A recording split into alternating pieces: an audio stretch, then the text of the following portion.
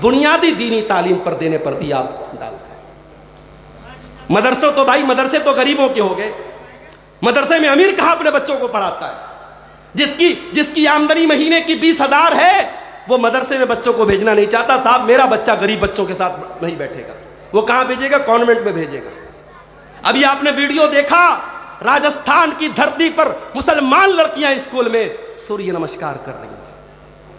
اسلام والشمس والقمر تجری لمستقر لہا، اسلام کا کانسیپٹ یہ ہے کہ سوریہ کو نمسکار نہیں کرنا ہے۔ سوریہ اللہ کی مخلوق ہے، سورج اللہ کے حکم سے چلتا ہے، ہمیشہ پورب سے نکلتا ہے، پچھم میں ڈوبتا ہے۔ جس دن میرا رب کہے گا اے سورج آج تجھے پچھم سے نکلنا ہے، اسی دن قیامت قائمہ ہو جائے گی۔ سورج کی مجال نہیں ہے اللہ کے حکم سے سرتا بھی کر سکے میرے بھائی۔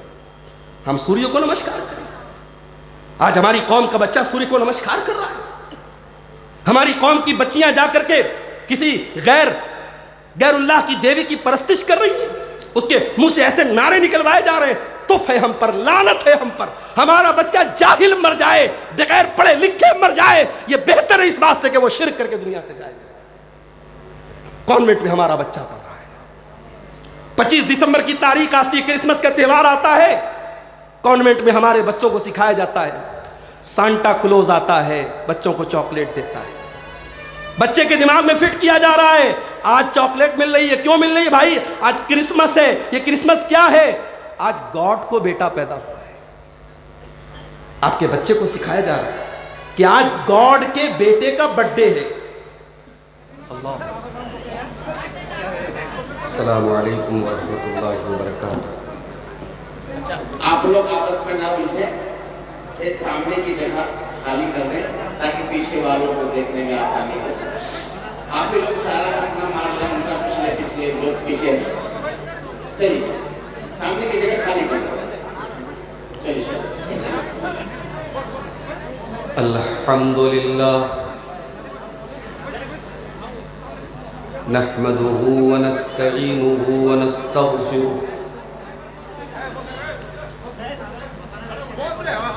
ونعوذ باللہ من شرور انفسنا ومن سیئات اعمالنا من يهده الله فلا مضل له ومن يضلل فلا هادي له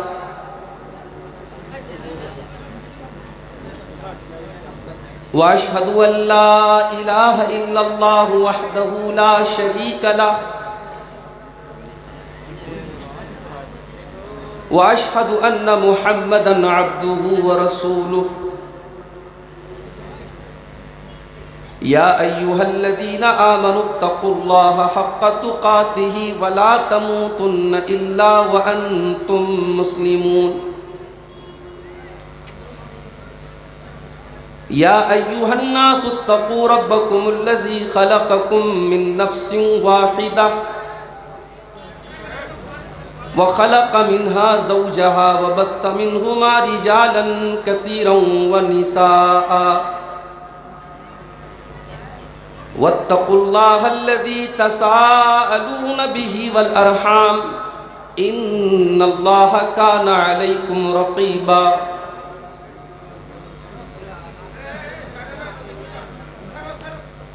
يا أيها الذين آمنوا اتقوا الله وقولوا قولا سديدا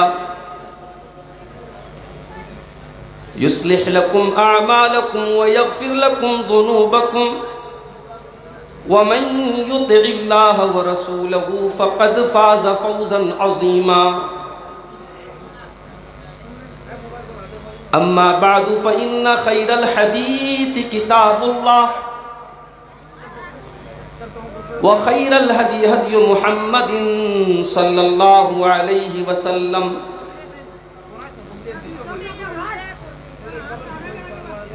وشر الأمور محدثاتها وكل محدثة بدعة وكل بدعة ضلالة وكل ضلالة في النار أعوذ بالله من الشيطان الرجيم بسم اللہ الرحمن الرحیم الف لام میم احسب الناس ان يتركوا ان يقولوا آمنا وهم لا يفتنون وَلَقَدْ فَتَنَّ الَّذِينَ مِن قَبْلِهِمْ فَلَيَعْلَمَنَّ اللَّهُ الَّذِينَ صَدَقُوا وَلَيَعْلَمَنَّ الْكَاذِبِينَ.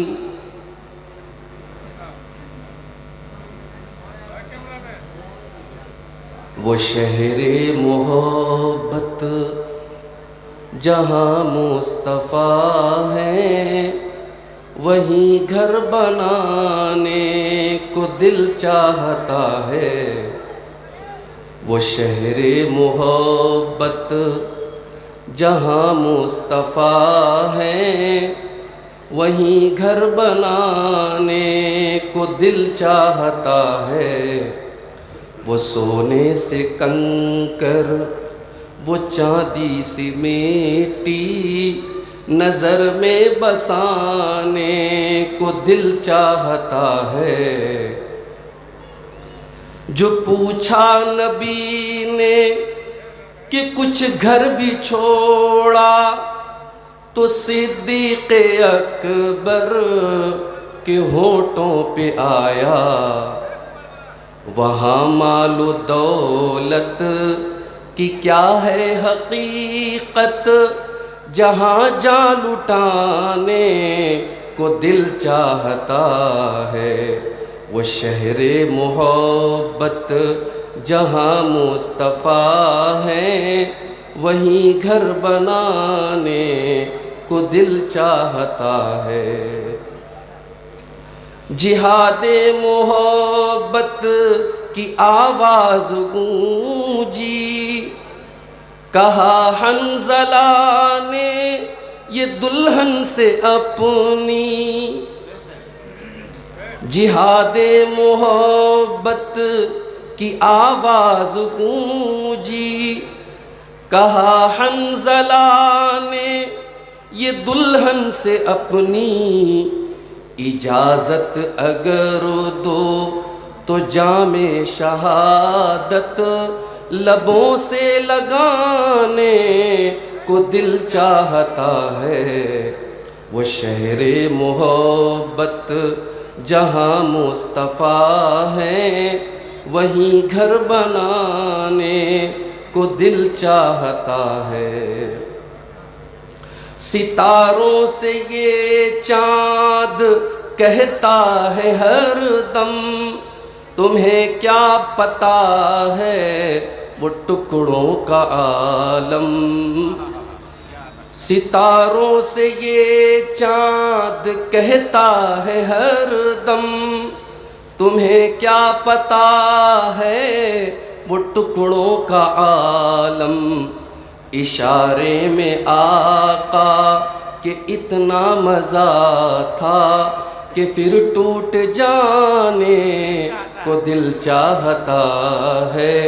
وہ شہر محبت جہاں مصطفیٰ ہیں وہیں گھر بنانے کو دل چاہتا ہے.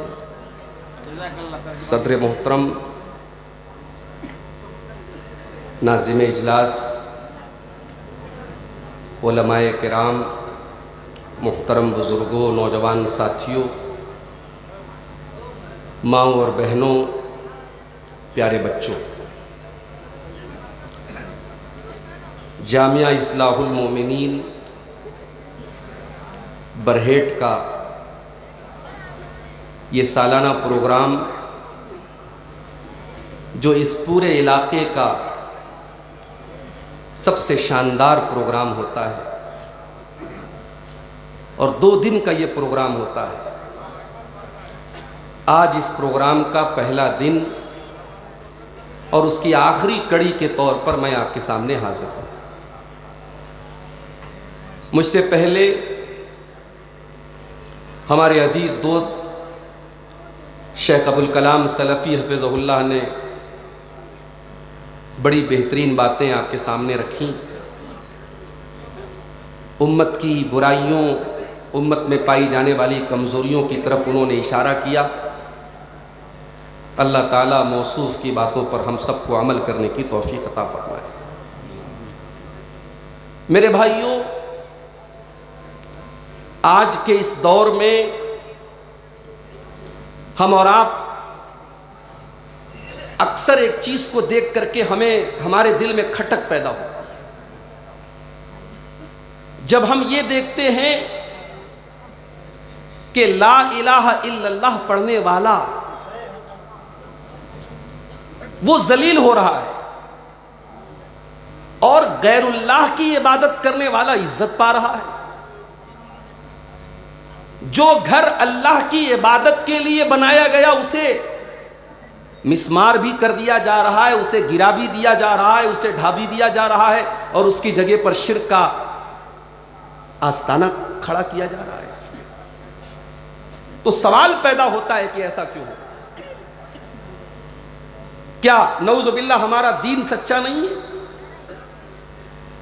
کیا ہم ایک اللہ کے ماننے والے نہیں ہیں؟ کیا اسلام دین برحق نہیں ہے؟ اور اگر ایسا ہے، ہم ایک اللہ کے ماننے والے ہیں اور اسلام سچا دین ہے اور اللہ ہمارا معبود ہے، تو پھر ہمارے ساتھ ایسا کیوں ہو رہا ہے؟ قرآن کریم میں اللہ تعالیٰ نے کئی جگہوں پر اس سوال کا جواب ہمیں دیا ہے۔ اس میں سے ایک آیت جو میں نے آپ کے سامنے پڑھی ہے سورہ عنکبوت کی ابتدائی آیت ہے۔ ان آیتوں میں اللہ تعالیٰ نے ہمارے اس سوال کا جواب دیا ہے کہ ایمان کا راستہ کوئی پھولوں کی سیج نہیں ہے۔ تم اگر یہ سمجھتے ہو کہ تم لا الہ الا اللہ پڑھتے رہو گے اور دنیا تمہیں مالا پہنائے گی، یہ پاسبل نہیں ہے۔ تم اگر یہ سمجھتے ہو کہ تم اللہ کی بارگاہ میں سر جھکاؤ گے اور دنیا تمہیں سلام کرے گی، یہ نہیں ہو سکتا۔ الف لام میم احسب الناس ان يتركوا ان يقولوا آمنا وهم لا يفتنون۔ الف لام میم، کیا لوگوں نے یہ سمجھ رکھا ہے کہ ان کو یوں ہی چھوڑ دیا جائے گا، ان کو آزمایا نہیں جائے گا، ان کو فتنوں میں نہیں ڈالا جائے گا، ان کو آزمائشوں میں نہیں ڈالا جائے گا، ان کو آزمائشوں کی بھٹی میں تپایا نہیں جائے گا؟ کیا لوگوں نے یہ سمجھ رکھا ہے؟ وَلَقَدْ فَتَنَّ الَّذِينَ مِن قَبْلِهِمْ، اے مسلمانوں کان کھول کر کے سن لو، تم سے پہلے بھی ہم نے بہت ساری قوموں کو آزمایا تھا، ہم نے ان کے اوپر طرح طرح کی مصیبتیں ڈالی تھی، طرح طرح کی آزمائشیں ڈالی تھیں۔ فَلَيَعْلَمَنَّ اللَّهُ الَّذِينَ صَدَقُوا وَلَيَعْلَمَنَّ الْكَاذِبِينَ۔ یہ اللہ کا دستور ہے، یہ اللہ کا قانون ہے، یہ اللہ کی سنت ہے، وہ ہر دور میں اپنے ایمان والے بندوں کو آزمائے گا تاکہ سچوں کو الگ کر دے، جھوٹوں کو الگ کر دے، مومن کو الگ کر دے، منافق کو الگ کر دے۔ ایمان کے راستے میں آزمائش تو آئے گی میرے۔ ایمان کا راستہ کوئی اتنا آسان راستہ نہیں ہے۔ آپ نے جب لا الہ الا اللہ پڑھ لیا اور آپ نے اسلام کے اندر اپنے آپ کو داخل کر لیا تو تیار ہو جاؤ، آپ کے راستے میں طرح طرح کی مصیبتیں آئیں گی۔ ہو سکتا ہے ایسا بھی دور آئے کہ آپ کو لا الہ الا اللہ پڑھنے پر آپ کے منہ میں انگارے ڈال دیے جائیں، ایسا دور بھی آ جائے کہ توحید کے بدلے میں آپ کو اپنی جان گنوانی پڑ جائے۔ اللہ کے نبی نے ایسے موقع پر فرمایا تھا، لا تشرک باللہ وان قتلت او حرقت۔ اگر ایسا دور آ جائے کہ توحید کے بدلے میں تمہیں قتل کر دیا جائے، تمہیں جلا دیا جائے، تم قتل ہو جانا، تم جلنے پر جلنا گوارا کر لینا، مگر توحید سے کمپرومائز مت کرنا۔ آج کیا ہو رہا ہے؟ لکھنؤ سے 300 مسلمان، لکھنؤ سے 150 کلومیٹر دور ایک جگہ پہنچتے ہیں، میں جگہ کا نام نہیں لوں گا، ریکارڈنگ ہو رہی ہے۔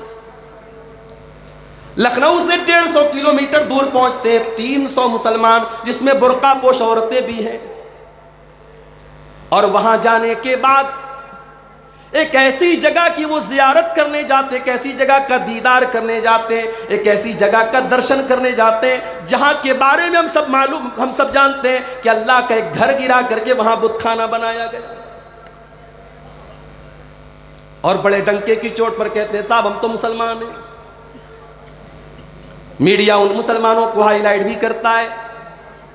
میڈیا کی نظر میں وہ بڑے اچھے مسلمان ہیں. میڈیا کہتا ہے کٹر مسلمانوں دیکھو تم کیسے مسلمان ہو, دیکھو یہ مسلمان ہیں, یہ اسلام کے ماننے والے ہیں, اور موقع آیا تو فلاں کے آگے بھی سر جھکانے کے لیے تیار ہو گئے. تم کیسے مسلمان ہو, تمہارے منہ سے تو اللہ کے سوا کوئی لفظ نہیں نکلتا. ہائے دنیا والوں, کان کھول کر کے سن لو, ہم نے جب لا الہ الا اللہ پڑھ دیا تو لا الہ الا اللہ کا مطلب یہی ہوتا ہے ہمارا سر جھکے گا تو اللہ کے آگے جھکے گا, ہماری پیشانی اگر جھکے گی تو اللہ کے آگے جھکے گی. ہم کسی کا نعرہ اگر لگائیں گے, کسی کی محبت کا ترانہ اگر گائیں گے, کسی کے آگے اگر ہم ہاتھ پھیلائیں گے تو وہ ذات صرف اور صرف اللہ کی ذات ہے, اور کسی اور کے در پہ سر جھکانے والا سب کچھ ہو سکتا ہے, مسلمان نہیں ہو سکتا. اور اسلام کا دشمن یہی چاہتا ہے. معاف کرنا اگر آپ کو یہ لگتا ہے کہ اسے آپ کی دولت سے پرابلم ہے, نہیں نہیں, نو پرابلم. ابھی میرے پاس ممبئی سے ایک عورت کی کال آئی,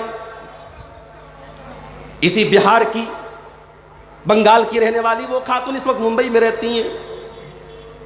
کہنے لگی مولوی صاحب, شیخ صاحب, میرے والد ہائی کورٹ کے جج تھے, ریٹائر ہوئے ہیں, بہت اونچی پوسٹ پر تھے, آج ممبئی میں 3 کروڑ کا بنگلہ انہوں نے بنایا ہے.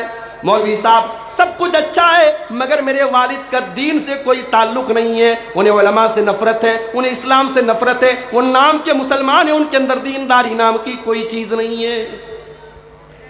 معاف کرنا میرے بھائیوں, اگر ہماری قوم میں ایسے جج تیار ہو رہے ہیں, ایسے وکیل تیار ہو رہے ہیں, ایسے ڈاکٹر تیار ہو رہے ہیں جو نام کے مسلمان ہیں اور ان کے دل میں اسلام کی کوئی محبت نہیں ہے, ان کے دل میں اللہ کی کوئی محبت نہیں ہے, ان کے دل میں توحید نہیں ہے, ہمیں نہیں چاہیے ایسے وکیل, ہمیں نہیں چاہیے ایسے جج, ہمیں نہیں چاہیے ایسے ڈاکٹر. ہم ایسے جاہل, ہم ان سے بہتر اس جاہل مسلمان کو سمجھتے ہیں جو زیادہ پڑھا لکھا تو نہیں ہے مگر اللہ کی توحید کو جانتا ہے, اللہ کو پہچانتا ہے, اسے معلوم ہے کہ سر کس کے آگے جھکانا ہے, اسے معلوم ہے کس کے آگے نہیں جھکانا ہے.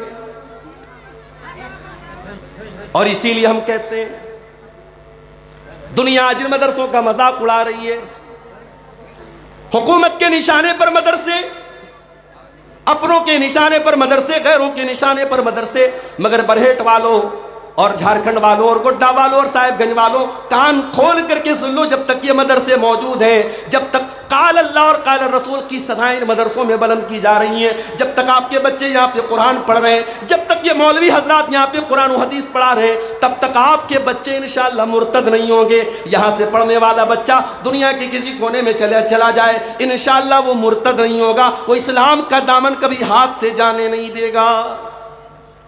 ہم غریبوں کی پونجی کیا ہے میرے بھائی؟ ہم غریبوں کے مکان بڑے چھوٹے چھوٹے ہیں, جھوپڑ پٹیوں میں رہنے والے اور معمولی دکان چلانے والا اور مزدوری کرنے والا مسلمان بھی اگر آج اسلام کی محبت اس کے سینے میں موجود ہے, اللہ کی توحید اس کے سینے میں موجود ہے, رب کعبہ کی قسم وہ اس ارب پتی سے بہتر ہے جس نے بڑے پیسے کما لیے, جس نے بڑی پراپرٹی بنا لی, بہت بڑا بزنس سنبھال لیا, مگر گائے کو دیکھ کر کے ہاتھ جوڑتا ہے, گائے کے پیشاب کو لے کے پی جاتا ہے اور شرمگاہ کو دیکھ کر اس کی عبادت کرتا ہے. اس غیر مسلم سے, اس مشرک سے, اس کافر سے وہ جاہل مسلمان بہتر ہے. اپنی توحید پر ناز کرو میرے بھائی. کبھی دیکھو کسی کو, ابھی اخبار میں نیوز آئی کہ صاحب فلاں معبود جن کا ابھی نیا عبادت خانہ تعمیر ہوا ہے, ہمارے پردھان منتری جی نے جس کا افتتاح کیا ہے, صاحب فلاں معبود کے درشن کے لیے لوگ جا رہے تو ان کو بڑا خلل ہو رہا ہے, ان کے آرام میں رکاوٹ آ رہی ہے, تو لہٰذا یہ طے کیا گیا کہ 15 گھنٹے جو ہے ان کی زیارت کی جائے, باقی ٹائم اس کی زیارت کو بند کر دیا جائے تاکہ ان کو آرام ملے. یہ یوٹیوبر لوگ سمجھ رہے ہیں میں کیوں اشاروں میں بات کر رہا ہوں, یہ بڑے خطرناک لوگ ہیں. اچھی بات کو کس طریقے سے صحیح غلط رنگ دے دیا جائے اور غلط تھمبنیل لگا دیا جائے, یہ کوئی یوٹیوبر سے پوچھے. تقریر میں جو بات نہیں آئی ہے وہ آپ کو تھمبنیل پہ ملے گی, آدمی کھولے گا یار عبدالغفار صاحب نے کیا کہا, اندر کچھ موجود نہیں ہے. اللہ کے واسطے میرے یوٹیوبر بھائیوں برا نہ ماننا, مجھے شوق نہیں آپ پر کسی طریقے کی پابندی لگانے کا, مگر آپ اپنی حرکتوں کو سدھار لو میرے بھائی. آپ کی وجہ سے بڑی پریشانیاں کھڑی ہو رہی ہیں علماء کے ساتھ. حالات یہ ہیں میرے بھائیوں, ہندوستان کا پڑھا لکھا انسان, انٹیلیجنٹ انسان جس کے پاس بڑی بڑی ڈگریاں ہیں, وہ آج پتھر کے بت کے آگے جا کے سر جھکا رہا ہے. میرے بھائیوں ایسا منظر دیکھ کر کے اللہ کا شکر ادا کیا کرو, اللہ نے ہمیں توحید پر بنایا. اور جب توحید کے اس راستے پر آئے ہو تو کان کھول کر کے سن لو, یہ پھولوں کی سیج نہیں, یہ کانٹوں کا راستہ ہے. اسلام کا دشمن کبھی نہیں چاہے گا کہ آپ کی پیشانی ایک اللہ کے آگے جھکے. اللہ نے قرآن کے دوسرے پارے میں فرمایا وَلَا يَزَالُونَ يُقَاتِلُونَكُمْ حَتَّى يَرُدُّوكُمْ عَنْ دِينِكُمْ. اے نبی یہ کفار اور مشرکین تو یہی چاہتے ہیں, اسی لیے تم سے لڑنا چاہتے ہیں, تم کو اسلام سے ہٹانا چاہتے, تم کو دین سے ہٹانا چاہتے, تم کو مرتد بنانا چاہتے ہیں. بظاہر تو مسلمان رہو, سر پہ ٹوپی بھی لگا لو, نام عبداللہ رکھ لو, عبد الرحمن رکھ لو, لیکن تمہاری مینٹیلٹی کافر کی ہو جائے, تمہاری سوچ مشرک کی ہو جائے, تم اللہ کو نہ پہچانو, تم رسول کو نہ پہچانو, تمہیں توحید سے کوئی مطلب نہ رہے. ایسا مسلمان یہ چاہتے ہیں. فتنوں کا دور ہے میرے بھائی, اور یہ فتنے کم نہیں ہوں گے, یہ بڑھتے چلے جائیں گے. فتنہ کس کو کہتے ہیں؟ ایک عورت جاتی ہے اپنے سونے کا کنگن لے کر کے سونار کے پاس, اور سونار سے کہتی ہے کہ ذرا اس کو دیکھ لو, اس کا وزن کیا ہے اور اس کا کتنا پیسہ مجھے ملے گا. سونار نے ترازو پہ رکھا, کنگن کا وزن نکلا 5 گرام.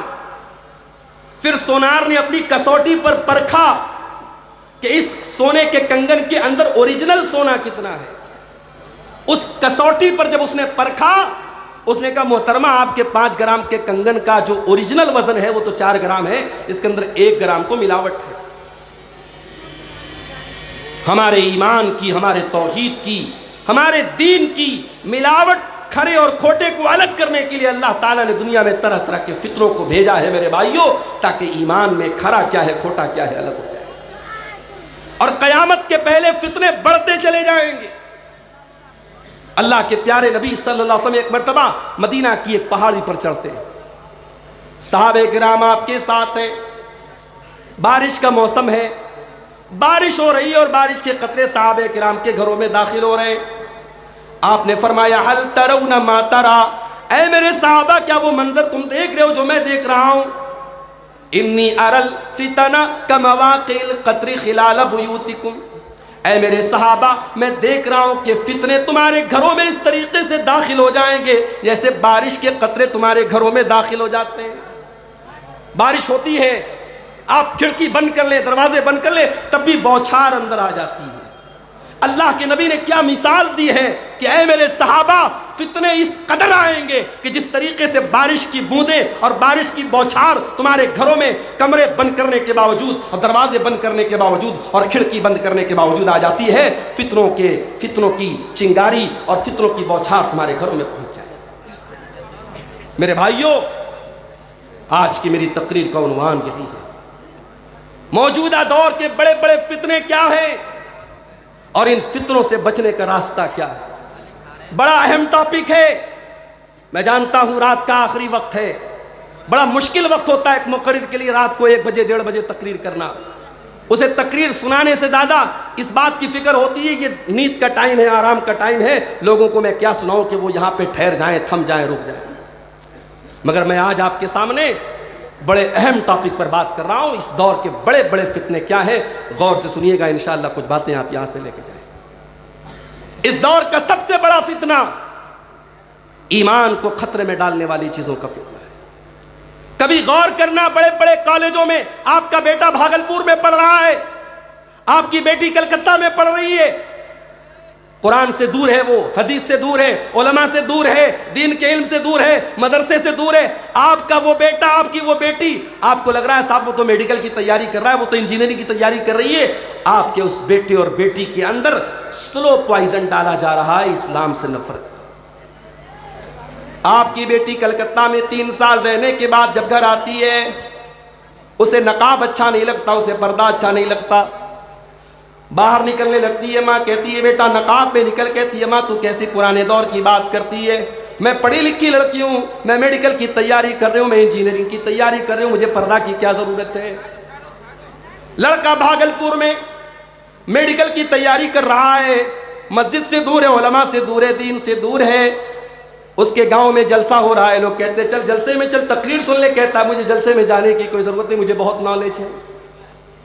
میرے پیارے بھائیوں، ایک بڑی تعداد میں ہمارا نوجوان ایسا تیار ہو رہا ہے جس کے دل میں نہ اللہ کی محبت ہے، نہ رسول کی محبت ہے، نہ علماء کی محبت ہے۔ ہاں وہ میڈیکل کا بہت اچھا اسٹوڈنٹ ہے، وہ انجینئرنگ کا بہت اچھا اسٹوڈنٹ ہے، وہ بہت پیسہ کما رہا ہے، وہ دنیا کا بہت بڑا جانکار ہے، اس کے پاس اپنی ڈگری کی بڑی نالج ہے، مگر دین کی اس کے پاس کوئی نالج نہیں ہے۔ اور ایسے ہی لوگوں کے بارے میں اللہ قرآن میں کہتا ہے یعلمون ظاہرا من الحیات الدنیا وہم عن الآخرۃ ہم غافلون۔ ہو لوگو، تمہیں دنیا کی تو بہت نالج ہے، بہت جانکاری ہے، مگر دین کے معاملے میں تم بالکل لاپتہ ہو۔ اس آیت کی تفسیر میں امام سفیان ثوری کہتے ہیں او لوگوں، بعض لوگ اتنے عقل مند ہوتے ہیں، اتنے جینیس ہوتے ہیں، اگر وہ سونے کے سکے کو اپنے انگلی کے ناخن پر رکھ لیں تو اپنے انگلی کے ناخن پہ رکھ کر کے وہ سونے کے سکے کا وزن بتا دیں گے۔ وما کان یحسن ان یصلی رکعتین، لیکن 2 رکعت نماز پڑھنے کا اس کو طریقہ نہیں آتا ہے۔ میں دعوے کے ساتھ کہتا ہوں، میں چیلنج کے ساتھ کہتا ہوں، آج کتنے نوجوان لڑکے آپ کو مل جائیں گے، کتنی نوجوان لڑکیاں آپ کو مل جائیں گی، بڑی پڑھی لکھی ہیں، بڑی قابل ہیں، لیکن 2 رکعت نماز کا طریقہ پوچھ لو نہیں بتا پائیں گے۔ ایسی نالج کس کام کی میرے بھائی؟ معاف کرنا، کسی کو اگر یہ لگتا ہے عبدالغفار صاحب ہائر ایجوکیشن کے خلاف ہیں، اعلیٰ تعلیم کے خلاف ہیں، میڈیکل کی تعلیم کے خلاف ہیں، انجینئرنگ کی تعلیم کے خلاف ہیں، واللہ آپ نے میری بات کا مطلب نہیں سمجھا۔ میرا تو خود ارادہ ہے، اللہ نے توفیق دی، اپنی ایک بیٹی کو انشاءاللہ ڈاکٹر بناؤں گا اگر اللہ نے اس کے مقدر میں لکھا ہوگا۔ میں اعلیٰ تعلیم کے خلاف نہیں، مگر میں یہ چاہتا ہوں کہ میری قوم کا بیٹا کل جب ڈاکٹر بن کر کے آئے تو ایک مسلمان ڈاکٹر بن کر کے آئے، اس کا مقصد صرف مریضوں کی جیب سے پیسہ نکالنا نہ ہو، وہ جب مریض کا علاج کرے تو مریض کو دوا دیتے وقت کہے کہ بھائی دیکھو میں ڈاکٹر ہوں، میں تمہیں دوا دے رہا ہوں، مگر شفا دینے والا اللہ ہے، اس سے لو لگانا، اس سے دعا کرنا، اور ساتھ میں دوا کھانا، تمہیں آرام مل جائے گا انشاءاللہ۔ میں چاہتا ہوں میری قوم کا بیٹا IPS آفیسر بنے، پولیس کا آفیسر بنے، اور جب نماز کا ٹائم آئے مسجد کے باہر پولیس کے آفیسر کی جیپ کھڑی ہو اور وہ نماز پڑھ رہا ہو، اور دنیا دیکھے کہ ہاں ایسے بھی پولیس آفیسر ہوتے جو اللہ سے ڈرنے والے ہوتے ہیں۔ میں چاہتا ہوں میری قوم کا بچہ ایسا وکیل بنے جو پیسے کے لیے وکالت نہ کرے، جو حق اور انصاف کے لیے وکالت کرے، جو جج کی کرسی پر بیٹھے تو عہدے اور لالچ میں فیصلہ نہ کرے، حق اور انصاف کا فیصلہ کرے۔ میں چاہتا ہوں میری قوم کا بچہ ہائر ایجوکیشن حاصل کرے، مگر ساتھ میں اس کے پاس دین کی بھی نالج ہو۔ اور اس لیے میں کہتا ہوں جلسے آپ نے بہت کرا لیے، اللہ کے واسطے اب تھوڑی سی توجہ اپنے قوم کے بچوں کو دینی تعلیم، بنیادی دینی تعلیم پر دینے پر بھی آپ ڈالتے ہیں۔ مدرسے تو غریبوں کے ہو گئے، مدرسے میں امیر کہاں اپنے بچوں کو پڑھاتا ہے؟ جس کی آمدنی مہینے کی 20,000 ہے وہ مدرسے میں بچوں کو بھیجنا نہیں چاہتا، صاحب میرا بچہ غریب بچوں کے ساتھ نہیں بیٹھے گا، وہ کہاں بھیجے گا؟ کانوینٹ میں بھیجے گا۔ ابھی آپ نے ویڈیو دیکھا، راجستھان کی دھرتی پر مسلمان لڑکیاں اسکول میں سوریہ نمسکار کر رہی ہیں۔ اسلام والشمس والقمر تجری لمستقر لہا، اسلام کا کانسیپٹ یہ ہے کہ سوریہ کو نمسکار نہیں کرنا ہے، سوریہ اللہ کی مخلوق ہے، سورج اللہ کے حکم سے چلتا ہے، ہمیشہ پورب سے نکلتا ہے، پچھم میں ڈوبتا ہے۔ جس دن میرا رب کہے گا اے سورج آج تجھے پچھم سے نکلنا ہے، اسی دن قیامت قائمہ ہو جائے گی۔ سورج کی مجال نہیں ہے اللہ کے حکم سے سرتابی کر سکے میرے بھائی۔ ہم سوریہ کو نمسکار کریں، آج ہماری قوم کا بچہ سوریہ کو نمسکار کر رہا ہے، ہماری قوم کی بچیاں جا کر کے کسی غیر اللہ کی دیوی کی پرستش کر رہی ہیں، اس کے منہ سے ایسے نعرے نکلوائے جا رہے ہیں، تف ہے ہم پر، لعنت ہے ہم پر۔ ہمارا بچہ جاہل مر جائے، بغیر پڑھے لکھے مر جائے، یہ بہتر ہے اس بات سے کہ وہ شرک کر کے دنیا سے جائے۔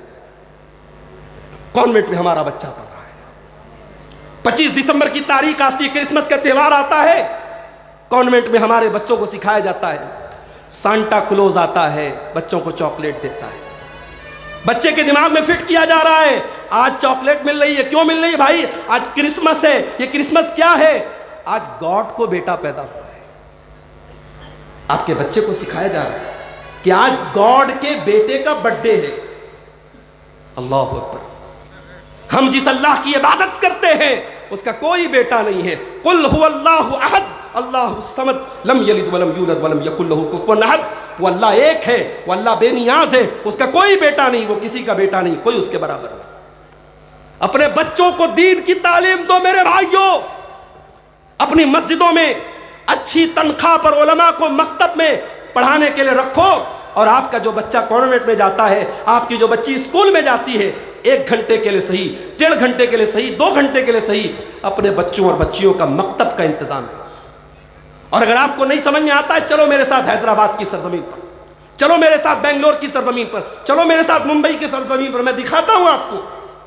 اسکول میں پڑھنے والے بچے مسجدوں میں 1 گھنٹہ آ کے پڑھتے ہیں, اور ان کو ساری نماز کی دعائیں یاد ہیں, ان کو عقیدے کی موٹی موٹی باتیں یاد ہیں, انہیں معلوم ہے اللہ کون ہے, انہیں معلوم ہے رسول کون ہے, انہیں معلوم ہے صحابہ کون ہے. میرے بھائیوں, اپنے بچوں کو یہ تعلیم دلاؤ. فتنوں کا دور ہے, حالات اس لیول پر پہنچ گئے. ہمارے اتر پردیش کے بریلی شہر میں 8 سال مدرسے میں پڑھنے والی بچی, اس کے بارے میں نیوز آئی کہ صاحب وہ غیر مسلم ہو گئی, مرتد ہو گئی. اچھا, اللہ کا شکر ہے کہ اس لڑکی کا تعلق ایسے مسلک سے تھا جس مسلک کے لوگوں نے باقاعدہ اسٹیج پر یہ نظمیں پڑھی ہیں کہ میں ہندو تو ہوں, وہابی نہیں ہوں. جس مسلک کے اسٹیج سے یہ آواز دی گئی کہ میں ہندو تو ہوں, وہابی نہیں ہوں, اور اہل حدیث مسلک کا مذاق اڑایا گیا, اور اپنی قوم کو بتایا گیا تم ہندو ہو جانا مگر وہابی مت بننا. آج اس قوم کی 8 سال مدرسے میں پڑھنے والی بچی آج اسلام کا دامن چھوڑ دیتی ہے. میرے بھائی, ہم اس قوم کو کہاں لے کے جا رہے ہیں؟ ابھی آپ نے وہ ویڈیو بھی دیکھا ہوگا فیس بک پر, ایک مسلمان کو دوسرے مسلمان لوگ پکڑتے اور کہتے بول اعلی حضرت زندہ باد, بول وہابی مرد آباد, بول فلاں کافر. اس مسلمان کو دوسرے مسلمان لوگ پکڑ کر کے اس سے یہ نعرے لگواتے ہیں. اگر یہی اسلام ہے تو جب ہمارے مسلمان کو غیر مسلم پکڑ کر کے اپنے مذہب کا نعرہ لگواتا ہے اور اس کی جو ہے موب لنچنگ کرتا ہے تو ہم کیوں روتے ہیں؟ وہی کام کو اپنے مسلمان بھائی کے ساتھ کر رہے ہیں. نفرت کی یہ پاٹھ شالائیں بند کر دو میرے بھائی. تمہارے نبی نے بڑے پتھر کھائے ہیں مگر دلوں کو جوڑا ہے. تمہارے نبی نے بڑی تکلیفیں سہی ہیں مگر دلوں کو جوڑا ہے. تم اپنی پیٹ کی دکانوں کی خاطر آج لوگوں کو توڑ رہے ہو. آج میڈیا میں آپ دیکھیں, میڈیا والوں کو اچھی طریقے سے پتا ہے کہ مسلمانوں میں کتنے سیکٹ ہیں, کتنے فرقے, کون وہابی ہے, کون دیوبندی ہے, کون بریلوی ہے, کون شیعہ ہے, سب پتا ہے میڈیا والوں کو. میڈیا والے بھی بڑے ہوشیار ہیں. دوسرے مسلک کے علماء کو مائک لگا کے ان کے منہ میں مائک ڈال کے پوچھے بتائیے آپ کا فلاں مسلک کے بارے میں کیا کہنا ہے, ان کے بارے میں کیا کہنا ہے, ان کے منہ سے اگلوانا چاہتے ہیں. میرے بھائیو, اتحاد پیدا کرو. اور آؤ, جب اتحاد کی بات آئی ہے, میں قرآن کی وہ آیت آپ کے سامنے پڑھتا ہوں. اتحاد اگر پیدا کرنا ہے, یونٹی پیدا کرنا ہے, ایکتا پیدا کرنا ہے, قرآن نے طریقہ بتا دیا. وَاعْتَصِمُوا بِحَبْلِ اللَّهِ جَمِيعًا, تم اللہ کی رسی کو مل کر کے تھام لو. وَلَا تَفَرَّقُوا, اور آپس میں فرقوں میں نہ بٹنا, آپس میں تم اختلاف نہ کرنا, تم فرقہ بندی نہ کرنا. تمہیں اگر ایک ہونا ہے, تمہیں متحد ہونا ہے تو اللہ کی رسی کو تھام لو. اے اللہ تیری رسی کیا ہے؟ آؤ اللہ کے نبی سے پوچھتے ہیں, اے اللہ کے نبی اللہ کی رسی کیا ہے؟ آپ نے فرمایا انی قد ترکت فیکم شیئین لن تضلوا بعدہما, میں 2 چیزیں تمہارے بیچ میں چھوڑ کے جا رہا ہوں, جب تک تم ان کو تھامے رہو گے کبھی گمراہ نہیں ہو سکتے. ایک اللہ کی کتاب اور ایک اس کے نبی کی سنت ہے. ابھی آج جمعہ میں نے تیتریا میں پڑھایا, راستے میں مڈرو میں رکا, ایک صاحب پوچھنے لگے مولوی صاحب شب برات کا روزہ رکھنا کیسا ہے؟ اہل حدیث پوچھ رہا ہے کہ شب برات کا روزہ رکھنا کیسا ہے. نوٹ کر لو میری بات, شب برات نام کی کوئی چیز ہی نہیں ہے اسلام میں. 15 شعبان کی رات کی فضیلت میں, اس دن روزہ رکھنے کی فضیلت میں کوئی صحیح حدیث نہیں آئی. ہاں, شعبان کا مہینہ, اس مہینے کے بارے میں اللہ کے نبی کی صحیح حدیث ہے کہ سال بھر کے جو اعمال ہوتے ہیں بندوں کے, وہ اللہ کے سامنے اسی مہینے میں پیش کیے جاتے ہیں. اس لیے اللہ کے نبی رمضان کے بعد اگر سب سے زیادہ کسی مہینے میں روزہ رکھتے تھے تو شعبان میں رکھتے تھے. شعبان کا مہینہ اسٹارٹ ہو چکا ہے, آپ روزہ رکھیے, جتنا روزہ رکھ سکتے رکھیے. ہاں, اگر آپ 1 تاریخ سے لے کے 15 تاریخ تک آپ نے روزہ نہیں رکھا ہے تو 15 کے بعد مت رکھیے, کیونکہ 15 کے بعد آپ رکھیں گے تو رمضان کے روزے پر اثر پڑے گا. ہاں, اگر آپ شروع سے رکھتے چلے آئے تو پورے شعبان میں آپ رکھ سکتے ہیں, کوئی حرج کی بات نہیں. لیکن خاص طور سے 15 شعبان کا روزہ رکھنا یہ صحیح نہیں ہے. اختلاف اگر ہو رہا ہے اس کو آپ قرآن و حدیث سے دور کیجیے. رجب کا مہینہ گزرا, 27 رجب کی تاریخ آئی, بہت سارے لوگ 27 رجب کو ایک نماز پڑھتے ہیں صاحب, صلاۃ الفیہ, 1000 رکعت نماز. روزہ رکھتے ہیں, کہتے ہیں اس دن روزہ رکھنے سے گناہ معاف ہو جاتے ہیں. ہمارے علماء بیٹھے, پوچھو ان سے, معراج کا واقعہ آیا پیش اللہ کے نبی کے ساتھ, لیکن کون سے مہینے میں آیا, کون سی تاریخ میں آیا, کوئی کنفرمیشن نہیں ملتا ہے, کوئی تاریخ نہیں ملتی ہے. سیرت کی کتابیں کہتی ہے بہت اختلاف ہے. آپ نے تاریخ مقرر کر لی. میرے پیارے ساتھیوں, آج یہ اختلاف بھی امت کے لیے بہت بڑا فتنہ بن چکا ہے. اپنے اختلافات کو دور کرو اور آؤ اللہ کے نبی کی سپریم کورٹ میں لے کر کے آ جاؤ. یہ وہ سپریم کورٹ ہے جس کے ڈیسیزن کو ٹھکرانے والا مومن ہی نہیں رہ جائے گا. اللہ قرآن میں فرماتا ہے فَلَا وَرَبِّكَ لَا يُؤْمِنُونَ حَتَّى يُحَكِّمُوكَ فِي مَا شَجَرَ بَيْنَهُمْ ثُمَّ لَا يَجِدُوا فِي أَنفُسِهِمْ حَرَجًا مِّمَّا قَضَيْتَ وَيُسَلِّمُوا تَسْلِيمًا. اے نبی, آپ کے رب کی قسم, یہ لوگ اس وقت تک مومن نہیں ہو سکتے جب تک اپنے سارے اختلافات میں اے نبی آپ کو اپنا جج نہ بنا لے, آپ کو اپنا فیصل نہ بنا لے اور آپ کی بات کو تسلیم نہ کر لے. مسلمان کی شان تو یہی ہونی چاہیے. مسلمان یہ پوچھتا ہے کہ صاحب رفع الیدین اللہ کے نبی اپنی زندگی کی آخری سانس تک کرتے تھے کہ نہیں کرتے تھے, مجھے دلیل لا کے دو. مسلمان یہ سوال نہیں کرتا ہے. مسلمان بس ایک سوال کرتا ہے, نبی رفع الیدین کرتے تھے کہ نہیں کرتے تھے؟ کرتے تھے, حدیث سے ثابت ہے, بس بات خلاص, میں بھی کروں گا. مسلمان کے سامنے جب حدیث پڑھی جائے, نبی نے ایسی نماز پڑھی, نبی نے ایسا کیا, مسلمان کا سر جھک جانا چاہیے. میرے پیارے ساتھیوں, اس کے بعد پھر بحث نہیں کرنا چاہیے. یہی مسلمان کی شان ہے اور اسی طریقے پر عمل کر کے ہم اختلافات کو ختم کر سکتے ہیں. اس دور کا بہت بڑا فتنہ شہوتوں کا فتنہ بن چکا ہے. مولانا معراج سلفی کی تقریرات نے سنی. آج عورتوں کا کیا حال ہے, گھر سے بغیر پردے کے جوان لڑکی نکل رہی ہے. بڑی عجیب بات ہے, 60 سال والی 70 سال والی نقاب میں نکل رہی ہے اور 20 سال والی بغیر پردے کے نکل رہی ہے. اور معاف کرنا میرے بھائیوں, آپ کے یہاں کے جلسوں میں جو بہت ساری چیزیں شریعت کے خلاف ہو رہی ہیں اس میں سے ایک یہ بھی ہو رہی ہے. جلسہ کیا ہے صاحب, تہوار ہے. پورے گاؤں کی لڑکیاں میک اپ کر کے سج سور کر کے جلسے میں آ رہی ہیں اور جتنی عورتیں جلسے میں اس سے کہیں زیادہ راستے میں ہیں. اور راستے میں جوان لڑکیاں بھی جا رہی ہیں, جوان لڑکے بھی جا رہے ہیں. اور جوان لڑکے کبھی بائک کے ذریعے, کبھی سائیکل کے ذریعے, کبھی اپنی آوازوں کے ذریعے ان کو اپنے ہنر دکھا رہے ہیں. معاف کرنا میرے بھائیوں, یہ بے حیائی ہے اور اسلام بے حیائی کا دین نہیں ہے. آپ جلسے میں آئے ہیں, جلسہ بڑی پاک جگہ ہے, یہاں قرآن و سنت کی باتوں کو سننے کے لیے آئے ہیں.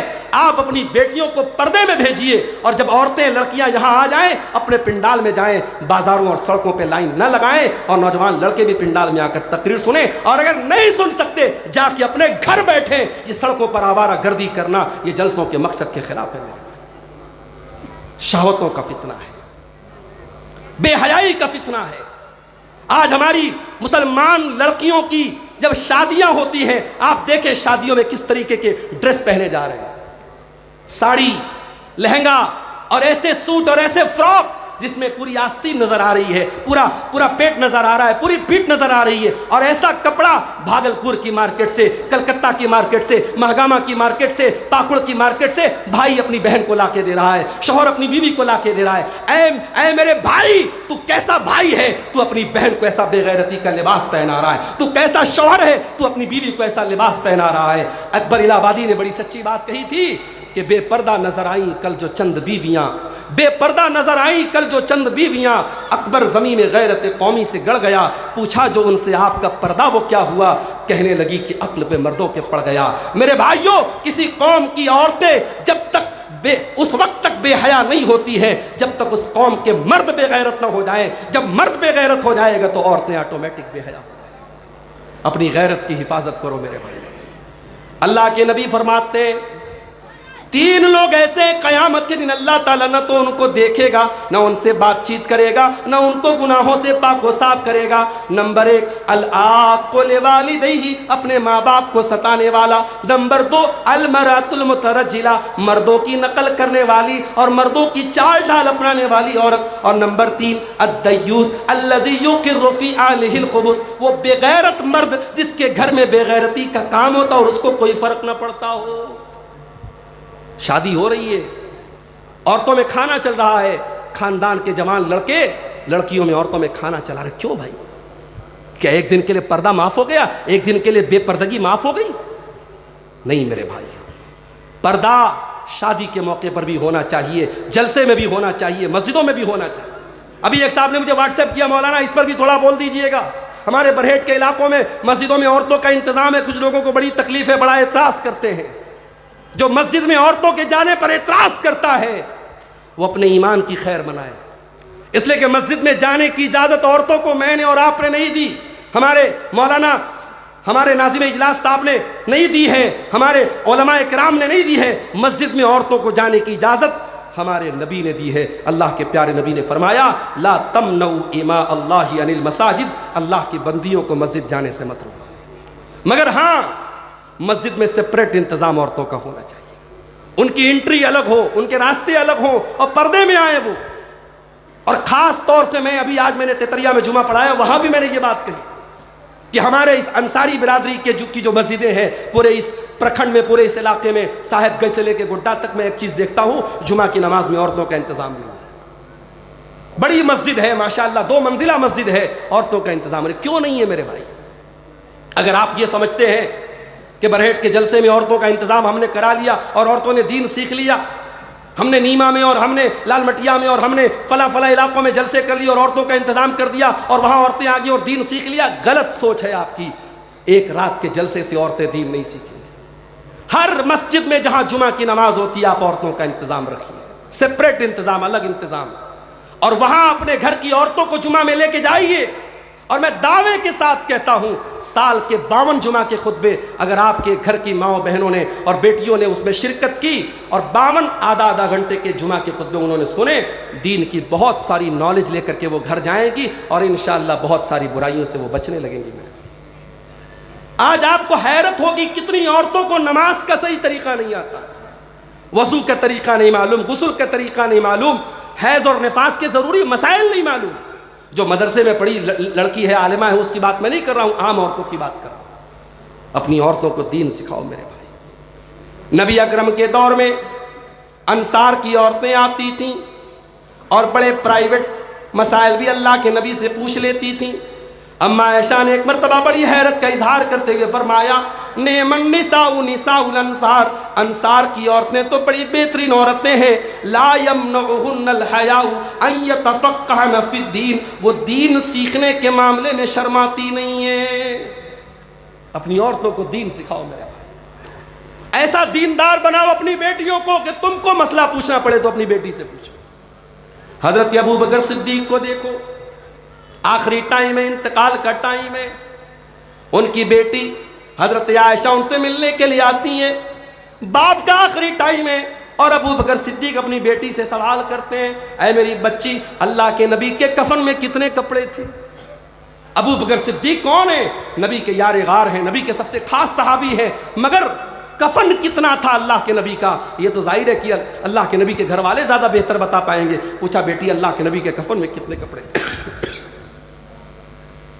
حضرت عائشہ نے کہا ابا جان، اللہ کے نبی کے کفن میں 3 کپڑے تھے، 3 سوتی چادریں تھی، پلین چادریں تھی.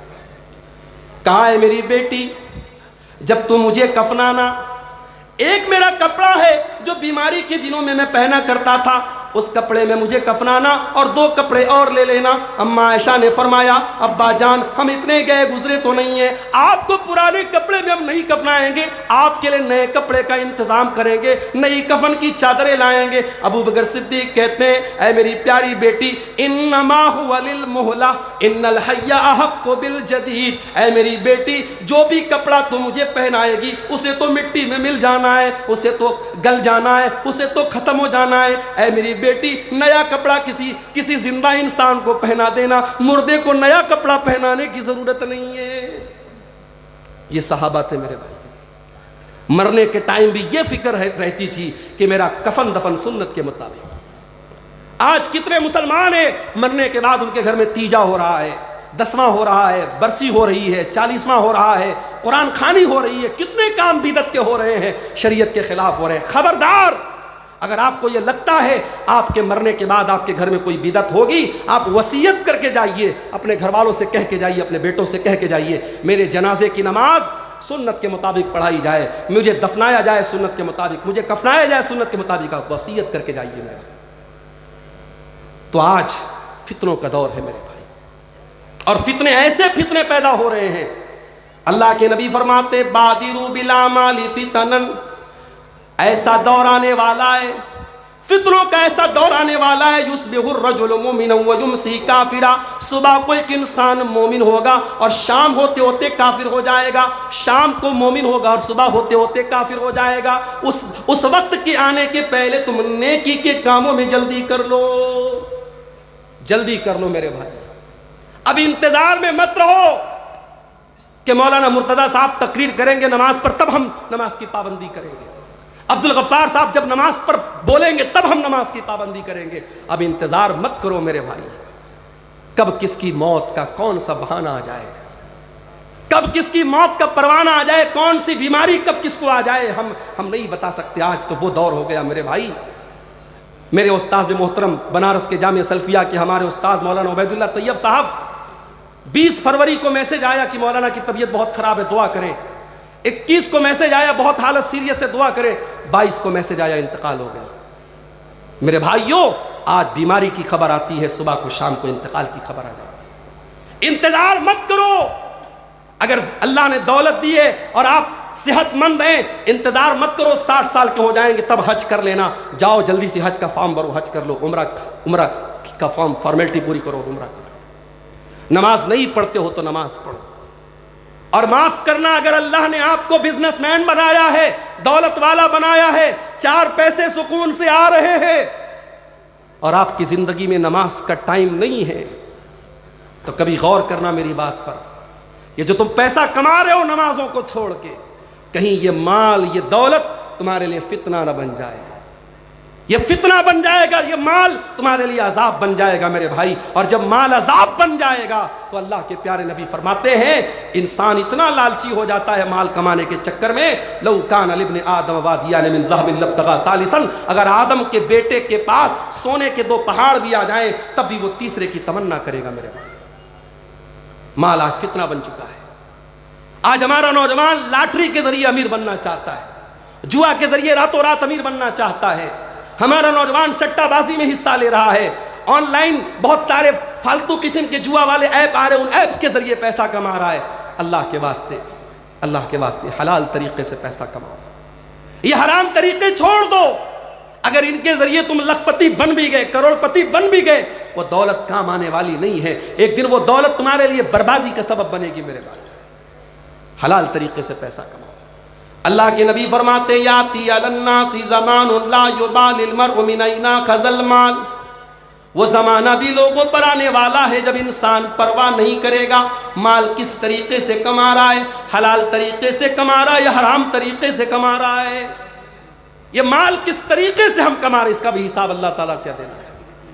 اللہ کے پیارے نبی صلی اللہ علیہ وسلم فرماتے ہیں لا تزول قدم ابن آدم من عند ربه یوم القیامہ، انسان قیامت کے دن ہل نہیں سکتا جب تک 5 سوالوں کا جواب نہ دے دے۔ ان 5 سوالوں میں یہ سوال بھی کیا جائے گا وعن مالہ من این اکتسبہ وفیما انفقہ، مال تو نے کہاں سے کمایا اور کہاں خرچ کیا۔ مال کماؤ میرے بھائی۔ اور میں کبھی کبھی کہتا ہوں، ابھی گجرات کے احمد آباد میں میرا پروگرام تھا اور میرا موضوع تھا اسلامی تجارت کے آداب اور اس کے احکام، وہاں میں نے یہ بات کہی تھی، گجرات بڑے کاروباریوں کا مرکز ہے، میں نے وہاں یہ بات کہی تھی۔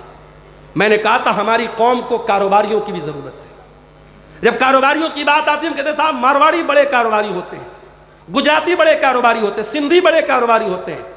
میں نے کہا ہم اپنی قوم کے بارے میں یہ سننا چاہتے ہیں کہ لوگ کہیں مسلمان بہت بڑا کاروباری ہوتا ہے، ہماری قوم بہت اچھا بزنس کرتی ہے، ہمیں کاروباریوں کی بھی ضرورت ہے۔ یہ مدرسے کیسے چلیں گے، یہ یتیم خانے کیسے چلیں گے، یہ بنات کے ادارے کیسے چلیں گے، یہ تمام ادارے اور تمام مسجدیں کیسے چلیں گی، یہ اماموں کی تنخواہیں کیسے دی جائیں گی۔ ہماری قوم کو کروڑ پتیوں کی بھی ضرورت ہے میرے بھائی، مگر جتنے بھی کروڑ پتی بن جاؤ، قرآن کی ایک آیت یاد رکھو میرے بھائی۔ اللہ فرماتا ہے یا ایھا الذین آمنوا لا تلہکم اموالکم ولا اولادکم عن ذکر اللہ۔ اے ایمان والو، تمہارے پاس جتنا بھی مال آ جائے، جتنے بھی بیٹے اور اولاد تم کو ہو جائے، تمہارا مال تم کو کہیں اللہ کے ذکر سے غافل نہ کر دے، کہیں اپنی اولاد کے چکر میں تم اللہ کو بھول نہ جانا۔ اے ایمان والو، مال کے چکر میں اللہ کو فراموش نہ کر دینا، اور اولاد کے چکر میں اللہ کو فراموش نہ کر دینا۔ قرآن کے 18ویں پارے میں اللہ فرماتا ہے رجال اللہ تلہیہم تجارت ولا بیع عن ذکر اللہ۔ حقیقت میں اللہ کے نیک بندے تو وہ ہوتے ہیں، ایمان والے بندے تو وہ ہوتے ہیں، وہ کاروبار بھی کرتے ہیں، وہ بزنس بھی کرتے ہیں، وہ دکان بھی چلاتے ہیں، لیکن جب نماز کا ٹائم آتا ہے، حی علی الصلاۃ کی آواز آتی ہے، جب اللہ کی طرف بلانے والا مؤذن ان کو بلاتا ہے، اپنے کاروبار کو بند کر کے وہ نماز کی طرف دوڑ جاتے ہیں۔ کیوں ایسا کرتے ہیں؟ اللہ فرماتا ہے یخافون یوما تتقلب فیہ القلوب والابصار۔ میرے ان بندوں کو قیامت کے دن کا ڈر ہے، ان کو ڈر ہے وہ اللہ کے یہاں کیا جواب دیں گے۔ آج ہمارے نوجوان سوشل میڈیا کے بھی بڑے دیوانے ہیں۔ پہلے میں پروگراموں میں جاتا تھا، کبھی کوئی ایک نوجوان سیلفی لے لیتا تھا، الگ بات تھا۔ اب تو صاحب سیلفی لینے کی ہوڑ لگی ہے، مولانا صاحب میرے ساتھ تھوڑی سی سیلفی لے لیجیے۔ اب وہ سیلفی لے لیا، اب کل اسٹیٹس پہ لگائے گا، پرسوں فیس بک پہ ڈالے گا۔ کتنے لوگوں نے لائک کیا، کتنے لوگوں نے میرے اسٹیٹس کو دیکھا؟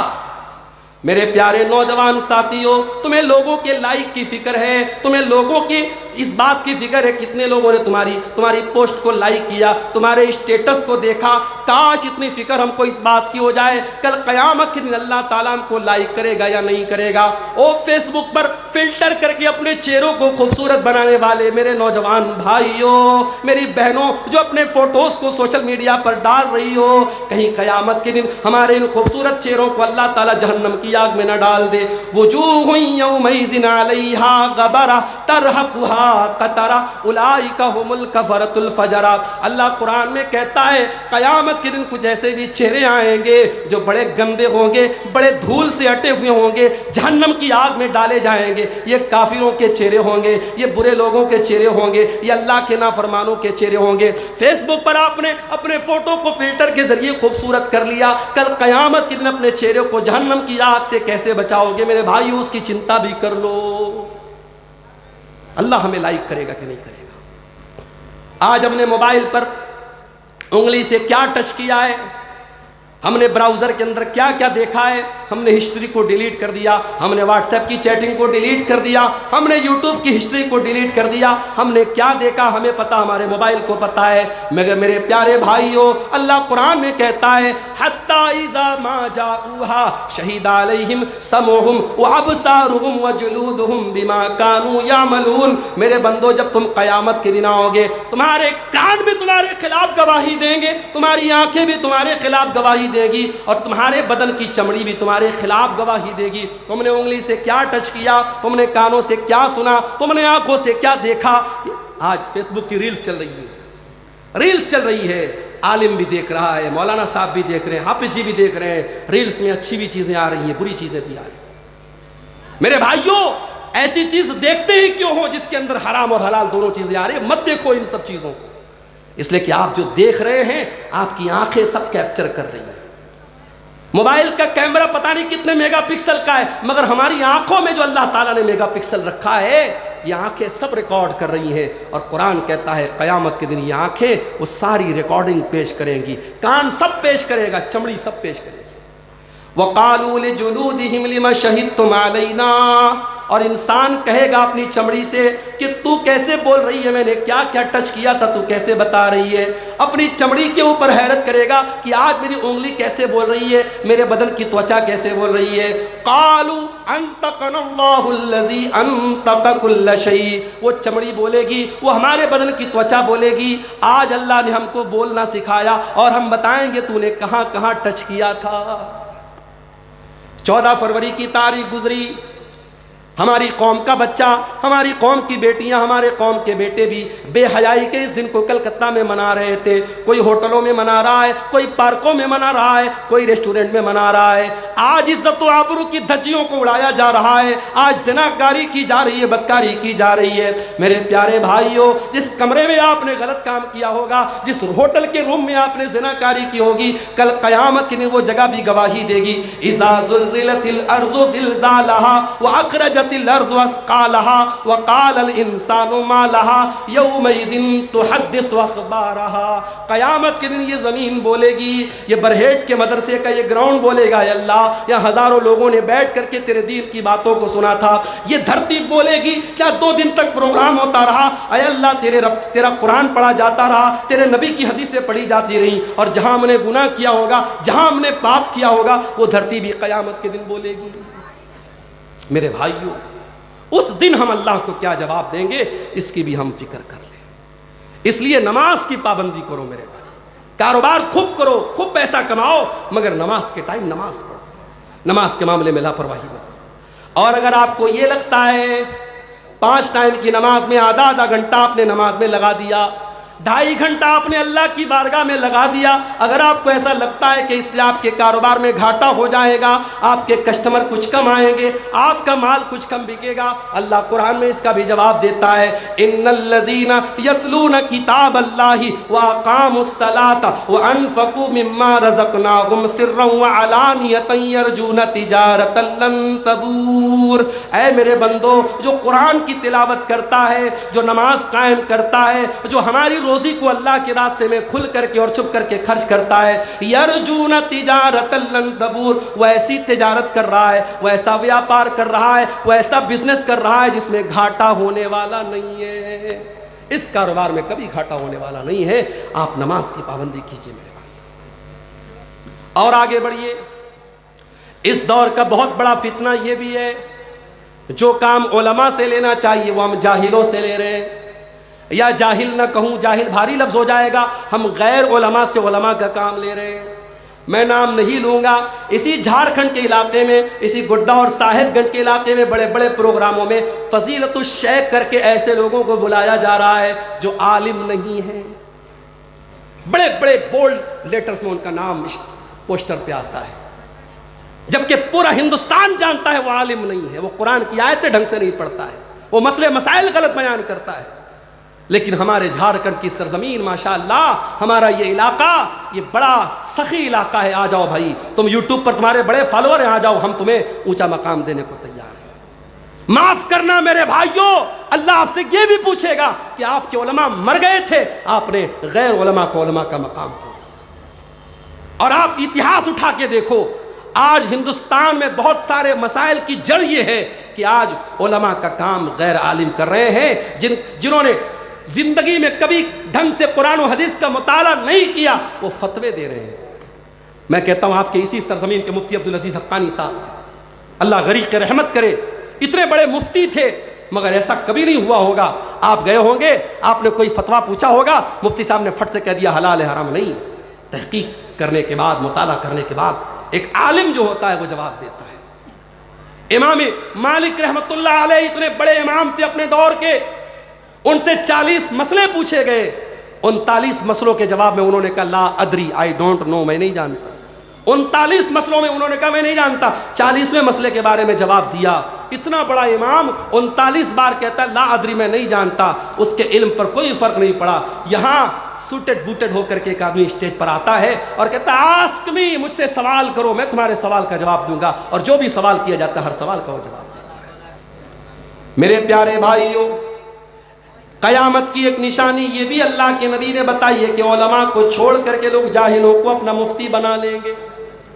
اللہ کے پیارے نبی فرماتے ہیں، صحیح بخاری کی 100 نمبر کی روایت ہے، ان اللہ لا یقبض العلم انتزاعا ينتزعه من العباد، اللہ تعالیٰ دنیا سے علم کو اچانک نہیں اٹھائے گا، ولکن یقبض العلم بقبض العلماء، بلکہ اللہ تعالیٰ دنیا سے علماء کو اٹھا لے گا، حتی اذا لم یبق عالما، یہاں تک کہ جب علماء دنیا سے چلے جائیں گے، اتخذ الناس رؤوسا جہالا، لوگ جاہلوں کو اپنا سردار بنا لیں گے اور جاہلوں سے فتویٰ پوچھیں گے، فسئلوا فافتوا بغیر علم، اور وہ بغیر نالج کے بغیر علم کے فتویٰ دیں گے اور خود بھی گمراہ ہوں گے اور دوسروں کو بھی گمراہ کریں گے۔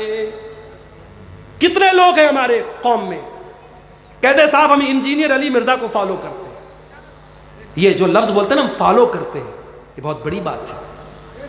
کسی کو فالو کرنے کا مطلب یہ ہے آپ نے اس کو ٹیچر مانا، آپ نے اس کو اپنا استاد مانا۔ ارے تو نے اپنا استاد ایسے انسان کو مانا جو نبی کے صحابہ کو برا بھلا کہتا ہے۔ بڑے بڑے مسائل پر بڑے بڑے جو علماء خاموش رہتے، یہ انجینئر علی مرزا صحابہ کرام کے درمیان، جیسے مکھی جو ہوتی ہے نا، مکھی کبھی پھول پر نہیں بیٹھتی ہے، مکھی پاخانے پر بیٹھتی ہے اور پاخانے کی گندگی کو وہ نکالتی ہے۔ انجینئر علی مرزا کا کام کیا ہے؟ صحابہ کے بیچ میں جو جھگڑے ہوئے، جو اختلاف ہوئے، وہ کوریت کے نکالتا ہے اور کہتا ہے حضرت علی کے دور میں یہ ہوا، حضرت معاویہ کے دور میں یہ ہوا۔ ہم کیا کہتے ہیں؟ اہل حدیث کا عقیدہ کیا ہے؟ ہمارے علماء نے ہمیں کیا سکھایا ہے؟ ہم نے 8 سال 10 سال مدرسوں میں کیا سیکھا ہے؟ ہم نے تو یہی سیکھا ہے میرے بھائی، نبی کے صحابہ کے درمیان جو جھگڑے ہوئے ان کا معاملہ اللہ کے حوالے کر دو۔ نبی کے صحابہ کے درمیان جو اختلاف ہوئے اپنی زبان کو بند رکھو، مت ان کی قرید مت کرو، ان کے بارے میں زیادہ جانچ پڑتال مت کرو، ان کا معاملہ اللہ کے حوالے کر دو۔ ہمارا عقیدہ تو یہ ہے میرے بھائی۔ آپ علی مرزا کو فالو کرتے ہیں؟ میرے بھائیوں، علماء سے اپنا تعلق مضبوط کرو۔ اس دور کے بہت بڑے فتنوں میں سے ایک فتنہ یہ ہے کہ ہمارا نوجوان اپنے علماء سے دور ہو گیا، اور میں اپنے علماء سے بھی کہنا چاہوں گا آپ نوجوانوں سے اپنا تعلق جوڑیں۔ آپ مسجد کے امام ہیں، آپ مدرسے کے ٹیچر ہیں، گاؤں کے نوجوان اگر غلط راستے پہ جا رہے ہیں، آپ نوجوانوں سے اپنا تعلق بڑھائیں، میل محبت ان سے بڑھائیں، ان سے دوستی کریں، ان کی مصیبتوں میں کام آئیں، ان کے دکھ کو اپنا دکھ سمجھیں، ان کے درد کو اپنا درد سمجھیں۔ جو میرے نبی کا طریقہ تھا، جو صحابہ کا طریقہ تھا، میرے بھائیوں، ہمیں اپنے علماء سے اپنے تعلق کو مضبوط کرنا ہوگا۔ آئیے فتنوں کے اس دور میں ہماری ڈیوٹی کیا ہے؟ ایک فتنہ اور بیان کر دوں، عورت کا فتنہ۔ مولوی صاحب یہ کیا بول رہے ہیں آپ؟ عورت بھی فتنہ ہے کیا؟ جی ہاں، عورت فتنہ ہے۔ میری مائیں بہنیں برا مت مانے، میں ابھی وضاحت کر رہا ہوں اس بات کی۔ عورت کیوں فتنہ ہے؟ آئیے میں نبی کی 2 حدیثیں آپ کو پڑھ کے سناتا ہوں۔ اللہ کے پیارے نبی فرماتے ہیں، ما ترکت فتنة اضر علی الرجال من امتی من النساء، میں نے اپنی امت کے مردوں کے لیے عورت سے خطرناک کوئی فتنہ نہیں چھوڑا ہے۔ سب سے خطرناک فتنہ اگر میری امت کا کوئی ہے تو عورت ہے۔ دوسری حدیث اللہ کے پیارے نبی فرماتے ہیں، الدنیا کلھا متاع وخیر متاع الدنیا المرأة الصالحہ، دنیا کی سب سے قیمتی دولت نیک عورت ہے۔ اے اللہ کے نبی، آپ کی 2 باتیں الگ الگ کیوں ہیں؟ ایک طرف آپ کہتے ہیں دنیا کا سب سے بڑا فتنہ عورت ہے، اور ایک طرف آپ کہتے ہیں کہ دنیا کی سب سے بڑی دولت عورت ہے۔ میری پیاری ماں بہنوں، نبی نے خود ہی جواب دے دیا، جب عورت نیک بن جائے، جب عورت دیندار بن جائے، جب عورت صالحہ بن جائے تو وہ دنیا کی سب سے بڑی دولت ہے، اور جب وہ عورت اللہ کے دین سے نکل جائے، پردے سے نکل جائے، شرم و حیا سے نکل جائے تو اس سے بڑا فتنہ کوئی نہیں ہے۔ اسی لیے اللہ کے نبی نے تعلیم دی، اسی لیے اللہ کے نبی نے تعلیم دی، جب عورت گھر سے نکلے تو پردے میں نکلے۔ بلکہ قرآن میں اللہ تعالیٰ نے ایک عورت کو کسی غیر محرم سے اگر بات کرنا پڑ جائے، اللہ تعالیٰ نے غیر محرم سے بات کرنے کا سلیقہ بھی عورت کو سکھایا۔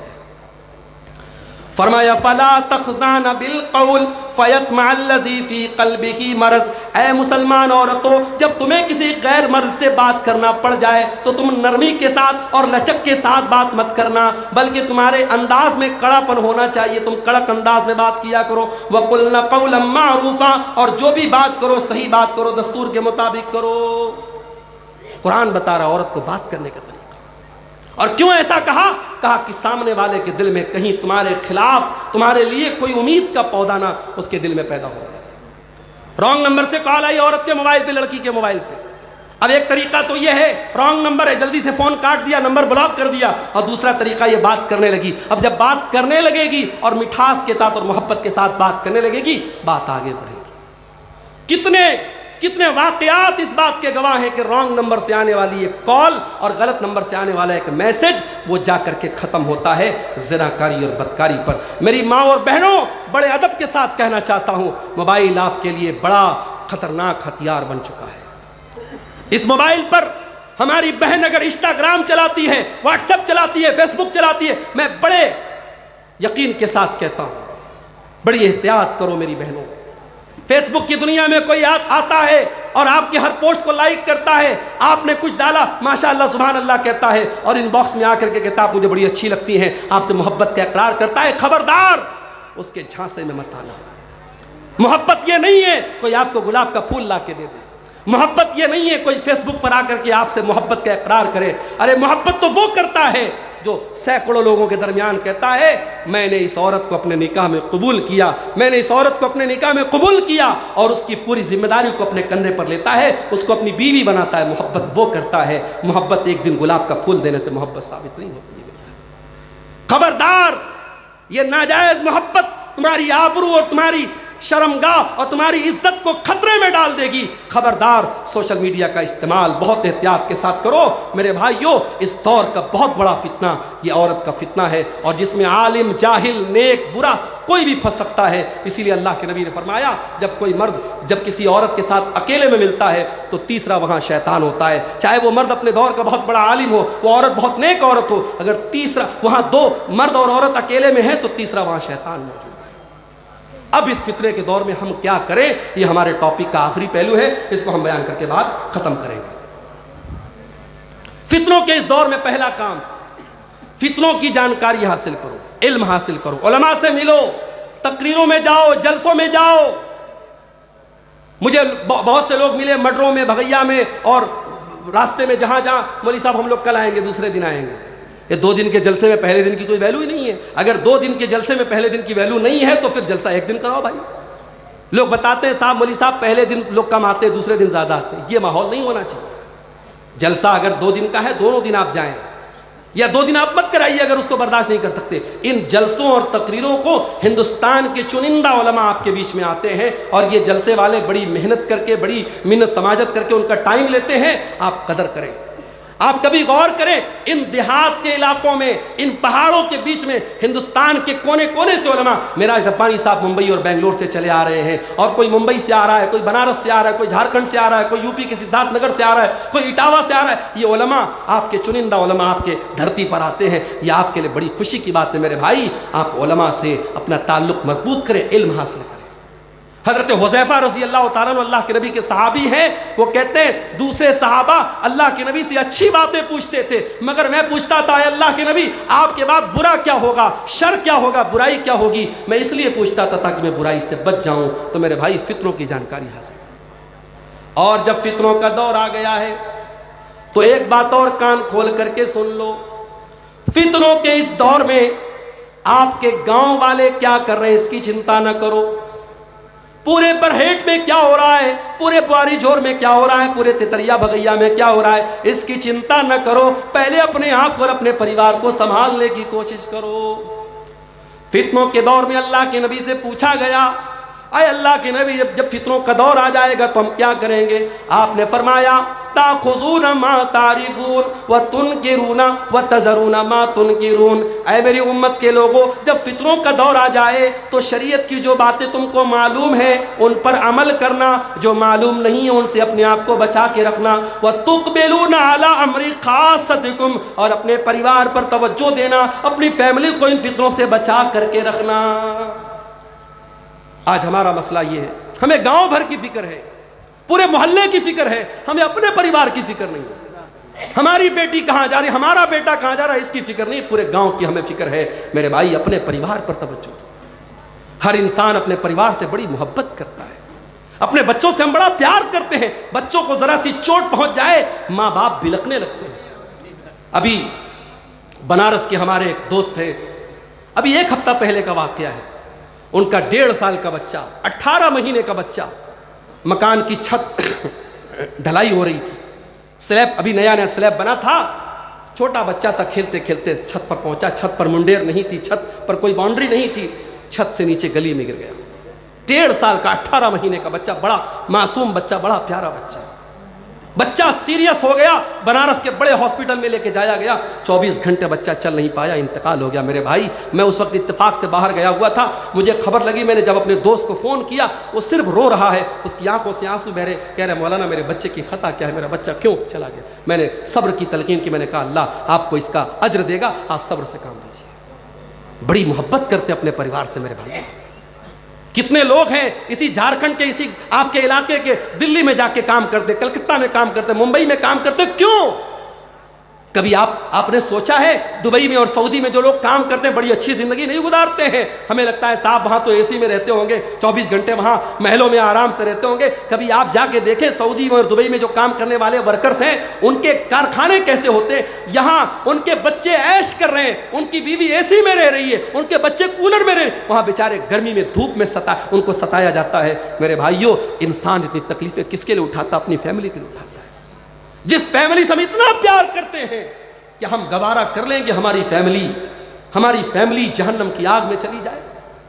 جس باپ نے 18 سال تک اپنی بچی کو محبتوں سے پالا تھا, بچپن میں اسے قرآن پڑھایا تھا, اسے مدرسے میں ڈالا تھا, کل جب وہ 18-20 سال کی جوان لڑکی جب وہ مرتد ہو جاتی ہے اور باپ کا گھر چھوڑ کے کسی غیر مسلم کے ساتھ فرار ہو جاتی ہے, اور اگلے دن نیوز آتی ہے کہ افسانہ آکانشا بن گئی اور عائشہ پوجا بن گئی, تو سوچو اس باپ کے کلیجے پر کیسی چھریاں چلتی ہوں گی, اس ماں کے دل پر کیسی چھریاں چلتی ہوں گی. میرے بھائیو, اپنی اولاد کے عقیدے کی فکر کرو, اپنی اولاد کے دین کی فکر کرو, اپنی اولاد کی آخرت کی فکر کرو.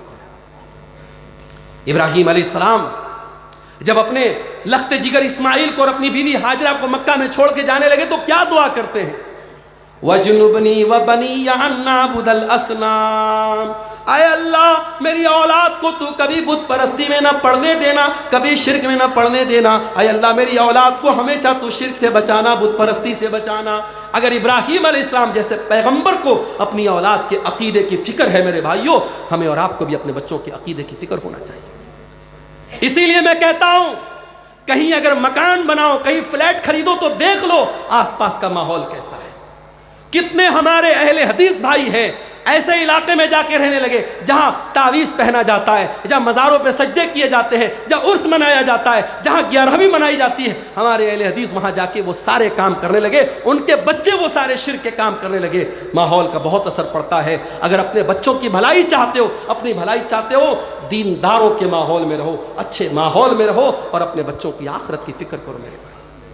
اور آخری چیز, یہ فتنوں کا دور ہے میرے بھائی, اور ہم جانتے ہیں ان فتنوں سے اگر کوئی بچا سکتا ہے تو اللہ کی ذات بچا سکتی ہے. اس لیے دعا کیا کرو اللہ سے کہ اے اللہ تو ہمیں فتنوں سے بچانا. ہمیں اس وقت بہت طریقے کے فتنے چل رہے ہیں, ہمارے نوجوانوں کو بہکایا جا رہا ہے, ہماری بیٹیوں کو غلط راستے پہ ڈالا جا رہا ہے. اے اللہ ہماری اولاد کی حفاظت کرنا. میں 2-3 دعائیں آپ کو سکھا دیتا ہوں, اس کو یاد کر لو. ایک دعا قرآن کے 19ویں پارے میں ہے, یہ دعا پڑھا کرو. اس میں بال بچوں کے لیے بڑا پیارا سوال اللہ سے کیا گیا ہے. ربنا هب لنا من ازواجنا وذرياتنا قرة اعين. اے اللہ ہمارے بیوی بچوں کو ہماری آنکھوں کی ٹھنڈک بنا دے. واجعلنا للمتقین اماما, اور اے اللہ ہمیں متقیوں کا امام بنا دے. ایک دعا تو یہ یاد کرو. ایک دعا اللہ نے سورہ آل عمران میں سکھائی, ربنا لا تزغ قلوبنا بعد اذ ہدیتنا وہب لنا من لدنک رحمہ انک انت الوہاب. اے اللہ جب تو نے ہم کو ہدایت کا راستہ دکھا دیا, اسلام کا راستہ بتا دیا, اے اللہ اب غلط راستے پر ہم کو کبھی نہ ڈالنا, ہم کو ہدایت پر آنے کے بعد کبھی غلط راستے پہ نہ جانے دینا, ہم کو ہمیشہ بچانا. یہ 2 دعا پڑھا کرو, یہ قرآن کی دعا ہے. اور تیسری دعا میں جو سکھا رہا ہوں آپ کو, یہ اللہ کے نبی نے حدیث میں ہم کو بتایا ہے. اللہم ثبت قلبی علی دینک. اے اللہ تو دلوں کا مالک ہے, اے اللہ میرے دل کو اپنے دین کے اوپر ثابت قدم کر دے, میرے دل کو اپنے دین پر جما دے. اللہم انی اعوذ بک من الحور بعد القور.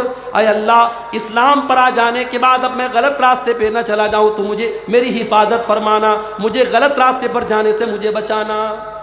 ان دعاؤں کو میرے بھائیوں یاد کرو. یہ دعائیں ہمارا بہت بڑا سہارا ہے, ان دعاؤں کو کبھی ہلکے میں مت لینا. اور یہ یاد رکھنا, جتنا اللہ تبارک و تعالیٰ کی ذات پر آپ کا یقین کامل ہوگا, اتنا اللہ تعالیٰ ان فتنوں سے آپ کو بچائے گا۔ میرے پیارے بھائیوں، اللہ سے دعا کیجئے رب العالمین ہم کو ہر قسم کے فتنوں سے محفوظ رکھے۔ پروردگار ہمارے بیوی بچوں کو ان تمام فتنوں سے جن کا میں نے ذکر کیا، چاہے وہ مال کا فتنہ ہو، چاہے وہ شہوتوں کا فتنہ ہو، چاہے وہ ارتداد کا فتنہ ہو، اللہ ہمارے پریوار کی حفاظت فرمائے۔ اللہ آج کے اس پروگرام میں جو بھائی بہن ہمارے آئے ہیں، اللہ تعالیٰ سب کو کہنے سننے سے زیادہ عمل کرنے کی توفیق عطا فرمائے۔ کل کا دن بھی انشاءاللہ بڑا اہم ہے اور ہماری جماعت کے بڑے علماء کل بھی موجود رہیں گے۔ آپ حضرات کل بھی پروگرام میں ضرور شرکت کریں۔ اللہ تعالیٰ ہمارے ان دونوں دنوں کی حاضری کو قبول فرمائے۔ اللہ تعالیٰ ہمیں دنیا اور آخرت کی کامیابی نوازے، آمین۔ ربنا تقبل منا انک انت السمیع العلیم وتب علینا انک انت التواب الرحیم، وصلی اللہ تعالی علی نبینا محمد وعلی آلہ وصحبہ اجمعین۔ ماشاءاللہ، جزاک اللہ خیر الجزاء شیخ عبدالغفار السلفی حفظہ اللہ۔ بہرحال تقریر بہت آپ آرام کریں تو کب آیا؟